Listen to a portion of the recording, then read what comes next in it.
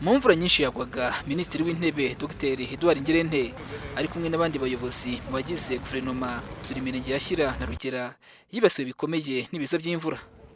Yabonye uburyo imitungo y'abaturage n'ibikorwa remezo byashegeshwe n'ibyo biza, ndetse hazenguruka santere ya Kazirankara aganira n'abaturage bari bugamye imvura munsi y'ibisenge by'inyubako z'ubucuruzi.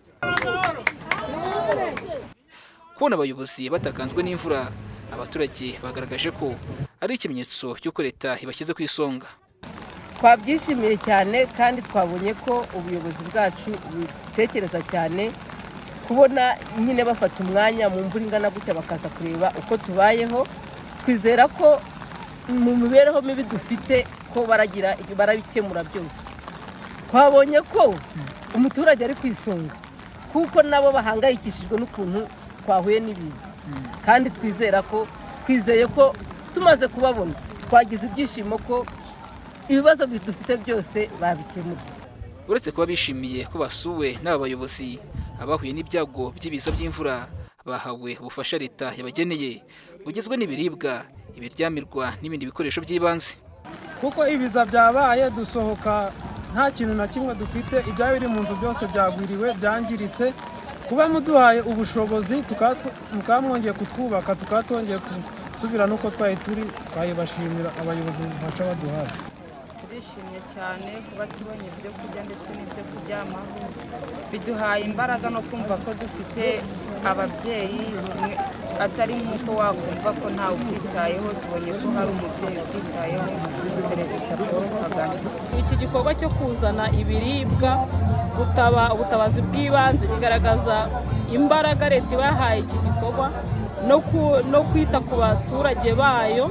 Ni igikorwa cyiza cyane, bigaragara ko tutari twenyine, bidusubizamo imbaraga n'icyizere. Mu karere ka Nyabihu ibiza byatwaye ubuzima bw'abaturage 17, abandi 3 baracyashakishwa. Byangije ibikorwa remezo, inyubako zitangirwamo serivisi za leta n'ubuzima. I Nyabihu imiryango igera hafi ku 1000 yagizweho ingaruka n'ibiza. Minisitiri w'Intebe Dr Edouard Ngirente yahumurije abaturage, abizeza ko leta ikomeza kubagenera ubufasha bukwiye, gusa yongera gusaba abagituye mu manegeka kwimuka. Ariko ndagira mbabwire ko leta muri kumwe, ntabwo tuzabatererana, sibyo? Hanyuma namwe mukomeze mufashanye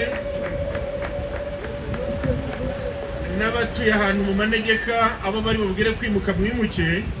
Ntabwo dushaka ko hagira umuntu twagwa n'inkangu nanone. Guverinoma y'u Rwanda yatanze toni 60 z'ibiribwa byo kugoboka imiryango yasizwe iheruheru n'ibiza. Birimo kawunga, ibishyimbo n'amasafuriya. Bahawe kandi amasabune, amavuta yo kwisiga, inzitiramibu, korogate n'uburoso bw'amenyo. Aba baturage bahawe ibikoresho byo kubafasha mu minsi 4. Gusa Minisiteri y'ibikorwa by'ubutabazi ivuga ko mu bubiko harimo ibiribwa bihagije, ubufasha buzakomeza gutangwa mu minsi iri imbere. Mbarushimana Pio, i Nyabihu.